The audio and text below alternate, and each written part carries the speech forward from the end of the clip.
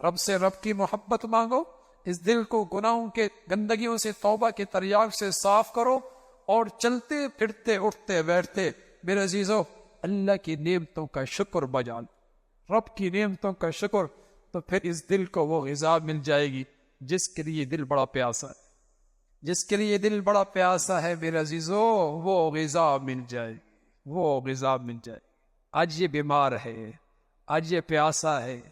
ہاں، اس لیے اندر سے بے چین اور پریشان رہتا ہے، اس لیے ڈپریشن کی گولیاں کھانی پڑتی ہیں، رات کی نیندیں کرنی پڑتی ہیں۔ اسی کو سکون دینے کے لیے ہم نادان لوگ شراب پی لیتے ہیں، چرس پی لیتے ہیں، سگریٹ کے عادی بن جایا کرتے ہیں، گندگیوں کا عادی، سکون مل جائے موسیقی سن لیا کرتے ہیں۔ ساری گندگیوں میں پڑتا بے چین آدمی، پریشان آدمی ان گندگیوں میں پڑتا ہے، تلاش ہے اسے سکون کی، تلاش ہے اسے سکون کی، لیکن ان چیزوں سے اور اتنا بے سکون ہوتا ہے، آپ سوچ سکتے ہیں جو اپنے ہاتھ سے اپنی جان لیتا ہو کتنا بے سکون ہوگا، کتنا بے سکون ہوگا۔ سکون کے لیے ساری چیزیں اس نے اکٹھی کی، سکون کوئی نہیں ملا، ناچ بھی لیا، دوستیاں بھی کر لی، موسیقی بھی سن لی، شراب بھی پی لی، زنا بھی کر لیا، ساری گندگیاں کی لی، سکون پھر بھی نہیں ملا۔ اور میرے عزیزو ایک نسخہ نبی کا بتایا وہ بھی استعمال کر لو نا، ایک نسخہ اللہ کا اپنا بتایا وہ بھی استعمال کر لو، اس دل کے قابل جو غذا ہے وہ لے آؤ اسے، یہاں اللہ کی محبت پیدا کرو، چٹائیوں میں بھی نیند آئے گی، اور نرم و نازک گدوں پر بھی نیند آ جائے گی، روکھی سوکھی کھا کر بھی نیند آ جائے گی، کچے گھروں کے اندر بھی نیند آ جائے گی، اور رب کی محبت نہ لائی، سچ عرض کر رہا ہوں، اے سی اور گدا اور 3000 کی کوٹھی کے اندر بھی نیند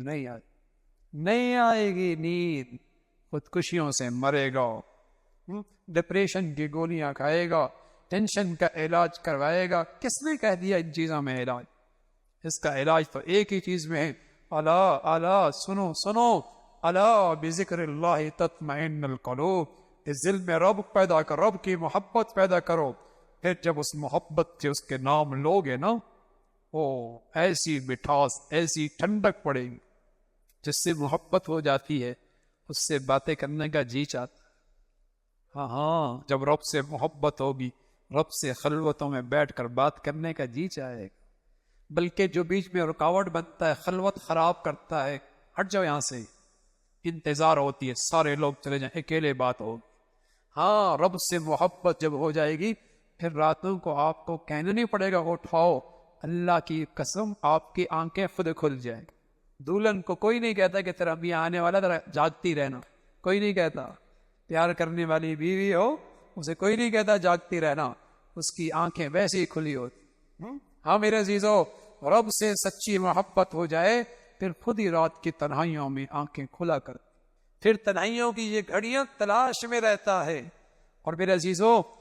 جس سے محبت ہو جائے اس کی خاطر ہاتھ کو چیر کر رنگ بھر کے اس کا نام لکھا جاتا ہے،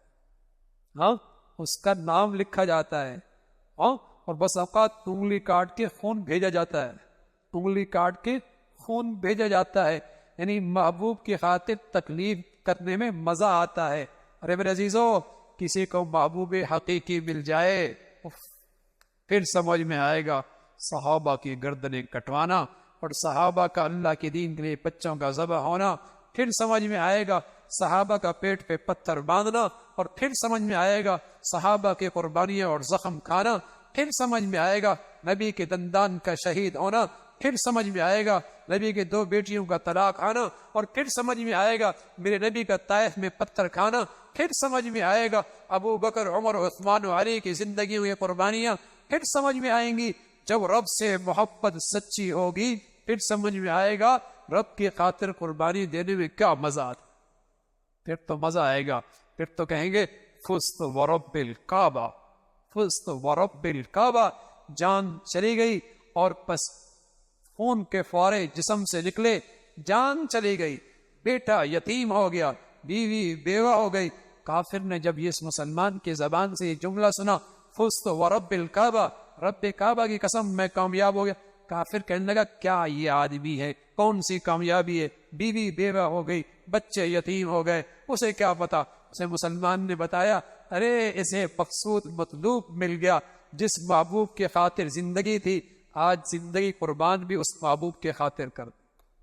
ان صلاتی ونسکی ومحیای ومماتی للہ رب العالمین۔ ارے میرے عزیزو، اس محبوب کے لیے جینا ہو اور اس محبوب کے لیے مرنا ہو۔